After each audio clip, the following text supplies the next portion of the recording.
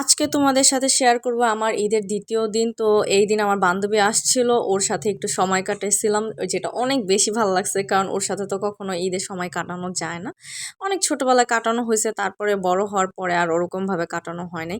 এদিকে ও আসার সাথে সাথে তোমার এদিক ওদিক ঘুরবে, ফুল নিবে। তো ও প্রথমে তোমার কদম ফুল দেখছে, আর দেখে মানে ও ছোটবেলার স্মৃতি মনে পড়ছে। ও এখন এটাকে নিবে, ছবি তুলবে। তো ওইখানেই তোমার নিতেছিল। আর আমি তো আশেপাশে এত কিছু থাকে, এত কিছু দেখিও না। ওর চোখে কিভাবে এই ফুল পড়লো আমি জানি না। তারপরে বলতেছে যে চল একটু বাইরে যাই, ঘুরে আসি। তো এত রোদ ওইখানে তোমার হলো মানে কিচ্ছু করা যাইতেছিল না। তারপর আমরা বাসায় আসছিলাম, তো আমাদের গাছে একটা কাঁঠাল হয়েছিল, সেটাই তোমার প্রথমে কাটছি। দেখলাম যে ওটা একটু পচে গেছে। এদিকে আবার হলো তোমরা একটু সময় পাইছিলাম ঘরে, তো ওই সময়টা তোমার আবার একটু ওর হাতে মেহেদি দিয়ে দিতেছিলাম। এদিকে আবার খাবার টাইম হয়ে গেছে, আর সবারই খুব ক্ষুধা লাগতেছিল। আর এদিকে আমার আম্মু আজকে তোমার যা পারছে রান্না করছে আর কি, যেহেতু তোমার কোরবানির ঈদ, আর গরুর মাংস তো রান্না করার মানে হবেই। তো গরুর মাংস রান্না করছিল আর মুরগির মাংস রান্না করছিল। এদিকে আমি ওরকম ভিডিও করার মুডে ছিলাম না, যেহেতু মানে এনজয় করার মুডে ছিলাম। তো ওরকমভাবে ভিডিও করা হয় না। তারপর খাবার দাবার শেষ করে আমি ওর আরেকটা হাতেও তোমার মেহেদি দিয়ে দিছি। ও আজকে একদম ভরপুর দোনো হাতে মেহেদি দিছে। আর এখানে আমার বলতেছিল যে দেখতে এখানে কোনো মানে ডিজাইন দিলে ভালো লাগবে কিনা। আমি বলছি না, যেটা আছে ওইটাই ঠিক আছে। এদিকে আমরা আবার বের হইছি, কারণ এনজয় করতে হবে। সময় কম, কিন্তু ঘোরার জন্য অনেক বেশি আমাদের দোনোজনের মুড, কিন্তু ওরকম ভাবে আমরা ঘুরতে পারি না। তো এলাকার ভিতরে যতটুকু পারছি ঘুরছি। আর এদিকে কি জানি হয়েছে, আমার চোখ খালি ফুলে থাকে ইদারিং। যাই হোক, তারপরে বের হয়েছি, দেখি কি বাইরে একটু বাতাস আছে, আর দেখতেও অনেক সুন্দর লাগতেছে পুরা ক্ষেতটা। তো বললো যে এখানেই চলি।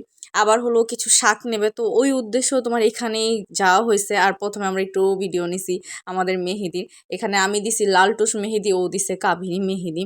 তো তোমার হলো এখানে সামনে যখন গেছি দেখি কি বাতাসে উড়ে, আর এই সময়টা তোমার জোয়ার ভাটার যে একটা সময় হয় না, ওই সময়টা, যার কারণে তোমার নদী থেকে একদম পানি আসতেছিল। তো এটাকে মেবি জোয়ার টাইম বলে, যে সময় তোমার পানি আসে। আর ভাটা হইলে মনে হয় পানিটা শুকায়া যায়। তোমার এই সময় অনেকে গোসল করে। তো এখানে প্রথমে পানির চাপটা খুব কম ছিল, এটা ধীরে ধীরে তোমার বাড়ে আর কি। তো এখান থেকে পানি আসছে, যেই জায়গাগুলো তোমার নিচু ওই জায়গাগুলো বইরা যায়। আর ওইখানেই তোমার কিছু কিছু জায়গায় মানুষে গোসল করে।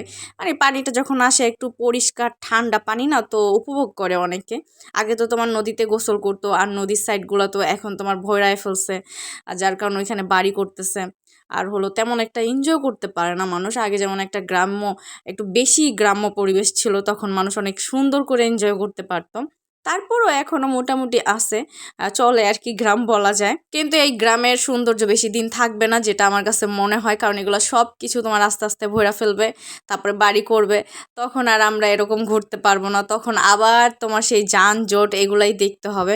আর এখানে তোমার বাতাসের পরিমাণও খুব বাড়তেছিল তখন, মানে উড়ে নিতেছিল এরকম। আর ওরা বাচ্চারা মানে পানি পাইলে মানে মাছ ধরার জন্য পাগল হয়ে যায়। যেহেতু এই নদীতে তোমার অনেক মাছ থাকে, যার কারণে তোমার ওরা মাছ ধরার জন্য মানে খুব এক্সাইটেড হয়ে যায়। আর আমি সব দেখতেছিলাম, ভিডিও করতেছিলাম, আর এদিকে মানে উড়ে নিতেছিল। মানে তোমার একটা কি অবস্থা, বাতাসের শক্তি বেশি, আমাদের শক্তি নাই। মানে এরকম একটা ফিলিংস মনে হইতেছিল কি আমরা মনে হয় পড়ে যাবো। ওদিকে কিন্তু মানে ওরা বাচ্চারা কি সুন্দর এনজয় করতেছে, আর আমরা বাতাস খাইতেছি, ওইটা এনজয় করতেছিলাম। যাই হোক, আর ওদের এনজয়টা দেখার পরে না আমার কাছে ওই ছোটবেলার স্মৃতিগুলো মনে পড়তেছিল, যে আমরা যখন ছোট ছিলাম তখন আমরাও খুব মানে এক্সাইটেড হয়ে যেতাম বাতাস আসলে, বৃষ্টি আসলে, কোথাও পানি পাইলে, মাছ দেখলে। তো এরকম ধরার চেষ্টা করতাম অনেক। আর আমার বোন তো তোমার যেখানে একটু পানি পায় সাথে সাথে ভেজা শুরু করে দেয়। মানে ওর মানে এই একটা স্বভাব, পানি পাইলেই চলে ভিজতে হবে। তো আজকের দিনে মনে হয় ও তোমার 3 থেকে 4 বার গোসল করে ফেলছে। আর এদিকে দেখো পানির চাপ কি বাড়ছে, মানে খুব জোরে জোরে পানি আসতেছিল নদীর থেকে। আর যেগুলো নিচু ওই জায়গাগুলো একদম ভরে গেছে, আর ওইখানে মানুষ গোসল করতেছিল। আর এইদিকে দেখো কি তীব্র বাতাস, মানে আরো বাড়তেছে। যত সময় যেতেছিল বাতাসের পরিমাণও বাড়তেছিল, তোমার নদীর পানিও আসতেছিল জোরে জোরে।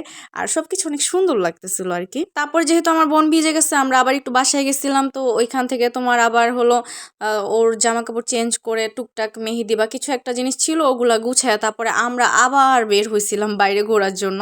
আর ওই সময় প্রায় সন্ধ্যা হয়ে গেছে। আর এদিকে আমার বোন একটা ফলের কথা বলছে, এই ফলের নাম তো আমি জানিও না, চিনিও না, কিন্তু আমার বান্ধবী খুব চিনে, ওরা নাকি অনেক খাইছে। তো আমি তো অত একটা তোমার এদিক ওদিক ঘুইরা কিছু কি মানে খাই না, বাচ্চা পোলাপানরা খায়। তো ওই এই জিনিসের সন্ধান দিছে। আর আমার বান্ধবী এটা দেখে তো মানে অনেক বেশি খুশি হয়ে গেছে, এখানে এই ফল পাইছে। আর এটা ছিঁড়ার সাথে সাথে অনেকগুলো কষ বের হয়। এটা টক জাতীয় ফল। তোমরা কে কে এই ফলটাকে চিনো বা খাও আমাকে জানাও। দেখো এখানে মানে যথেষ্ট পরিমাণ ফল নিছে ও, ভালোই হয়েছে, ওই সন্ধ্যাবেলায় যতটুকু পারছে নিছে।